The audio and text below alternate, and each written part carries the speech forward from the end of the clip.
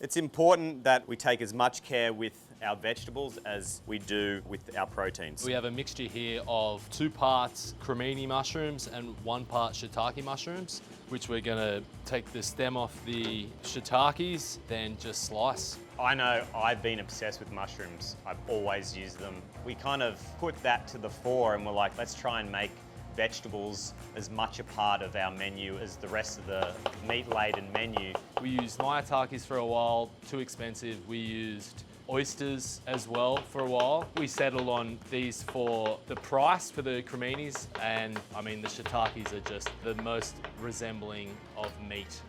Simply season with some of this garlic oil, some salt and pepper. No matter how you cook mushrooms, they're slamming. Like, you can't up a mushroom. They just take the smoke super well. All right, so these are seasoned and ready for the smoker, and they're gonna go for a few hours. Cauliflower here, very basic. You would think that you'd be able to put this on the smoker as is, but I find if you look at the cauliflower, it's kind of tight, it's closed up, ordinary tasting. We need to season it and try and get some flavor into the cauliflower before we put it on the smoker. Once we got our florets, now we're gonna make a flavored broth. A court bouillon, I got black peppercorns, some dried bay leaf, coriander, and a little bit of cumin. We're gonna add some water, okay? Basically, we just wanna make something that's really well seasoned, something that you would like to drink. I mean, you can't just cook cauliflower in water and expect it to taste good. We're gonna have some shallots, some garlic. I'm gonna add some parsley, just for some freshness. And then the most important part, we're gonna season, okay? We're dropping our cauliflower a little bit at a time. We're trying to impart flavor into the cauliflower and open it up to the smoke. It just doesn't seem to smoke as well raw on the smoker as it does when it's been cooked through. See, it's like kind of quite pliable, and if you look at the florets, it's open, just all the smoke can get in there. Now, if you eat this, it's delicious. As it is right now, I would eat a whole bowl of these. Now everything's prepped and ready to go. We got to get this stuff on so we're ready for service.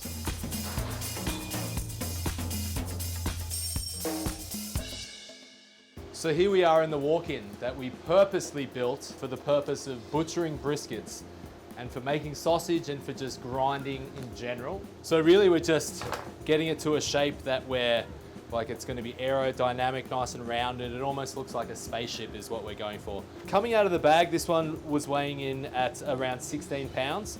So I'm about to take off a good 5 pounds of that. I'm not too concerned with how much I take off because I know I'm going to use it. The fat's going to go into tallow and the meat and some of the fat's going to go into the sausage as well. All right, now we're going to season them up. This is the rub, which is 4 parts 16 mesh black pepper and 1 part kosher salt. So we just get it covered all over every single spot we can find.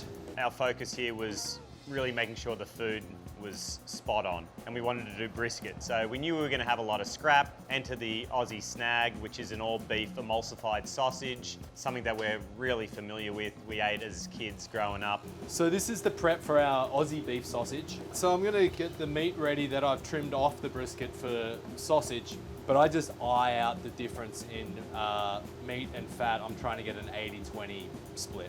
So I've weighed out our dry seasoning mix. So I'm just going to season this all over.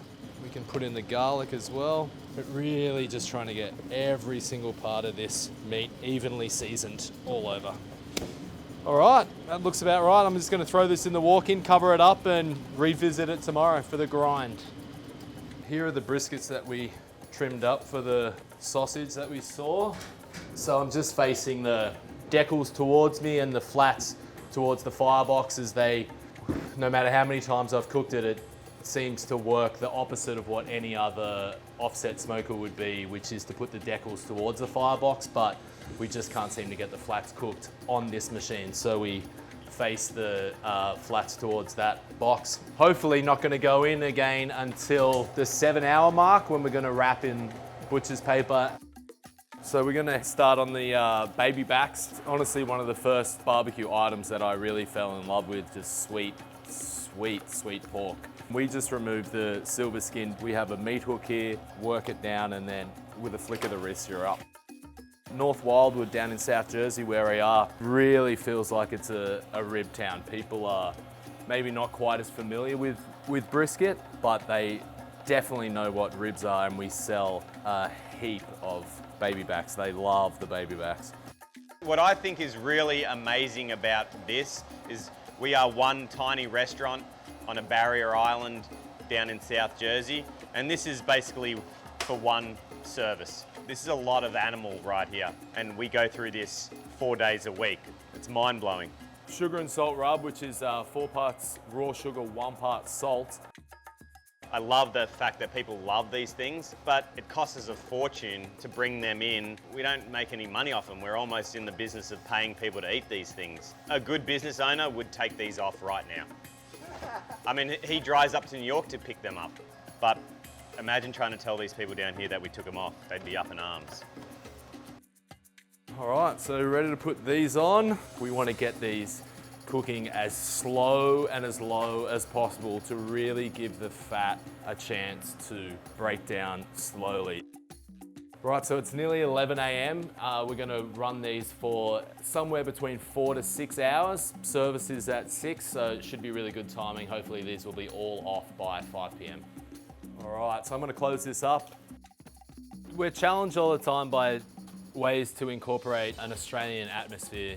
As cliche and cheesy as it sounds, the shrimp on the barbie is something that is known worldwide. We all know, thank you, Paul Hogan, for that. So we have decided that we're gonna have a crack at making some shrimp sausage. This is like basically the base for a very famous dim sum snack in Australia called shrimp toast. We're gonna basically puree this raw shrimp.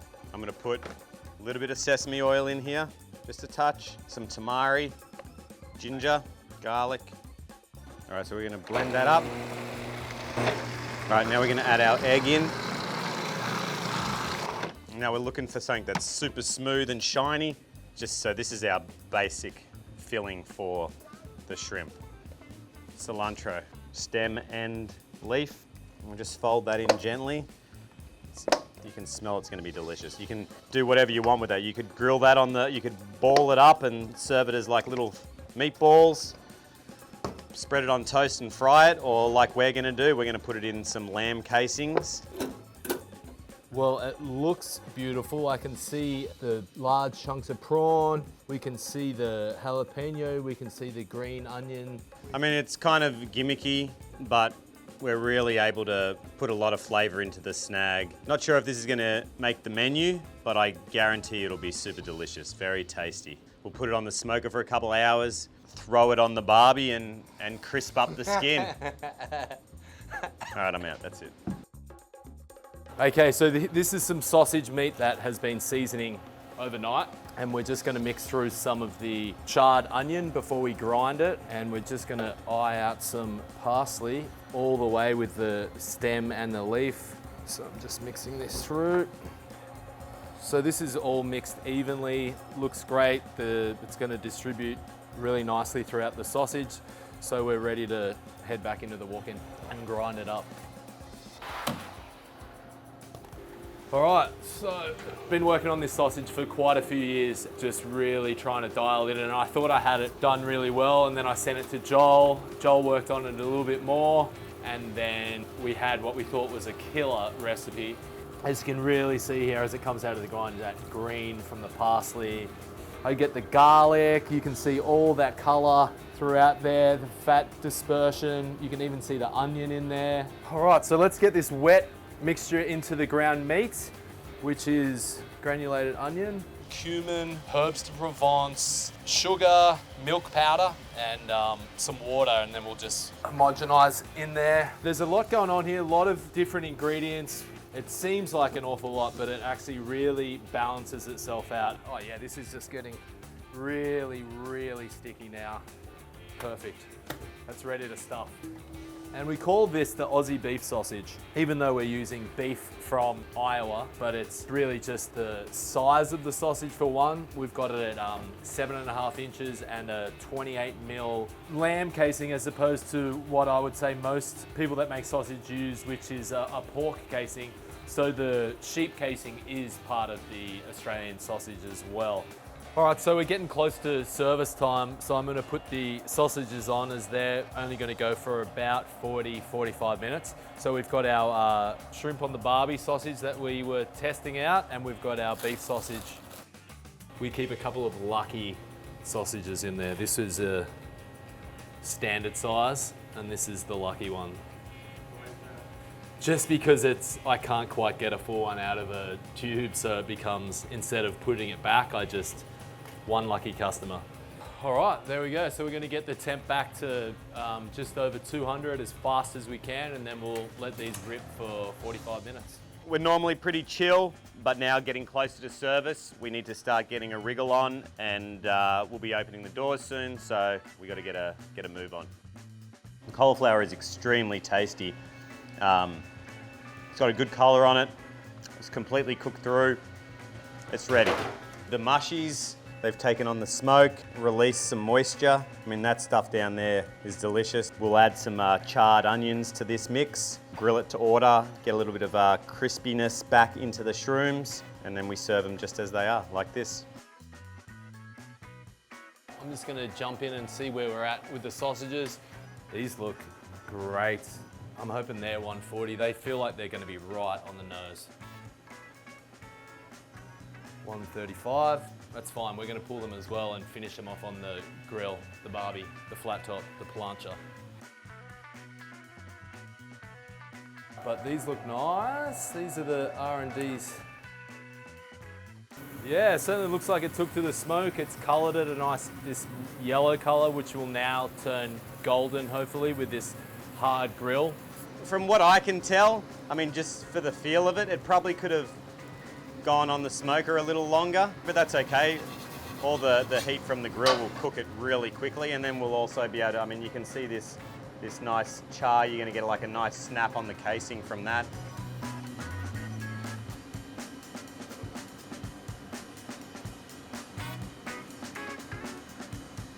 That's delicious. It's got great flavour, but it's too close to a dim sum snack for my liking, I think. It's still very South Pacific tasting, isn't it? Yeah. Chilies. Yeah, maybe like we talked about doing maybe preserving some lemon and putting the peel in the sausage to give it some sort of, acidic snap.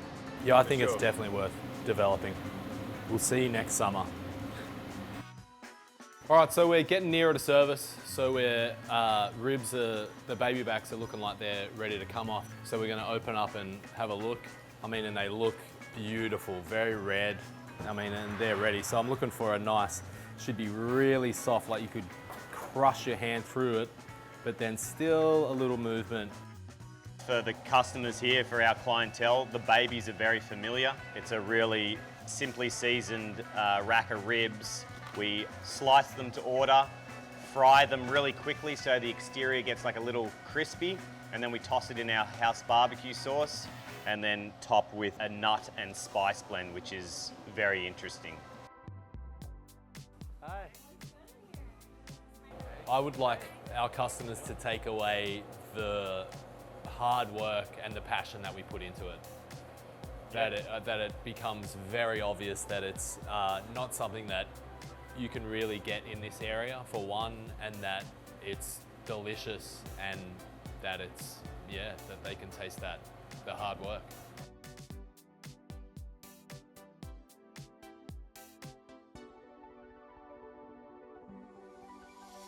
This is not something that we just decided to do. This has been a long time coming, and yeah, we want people to taste the hard work and the passion and the little nuances that make this specifically, our food.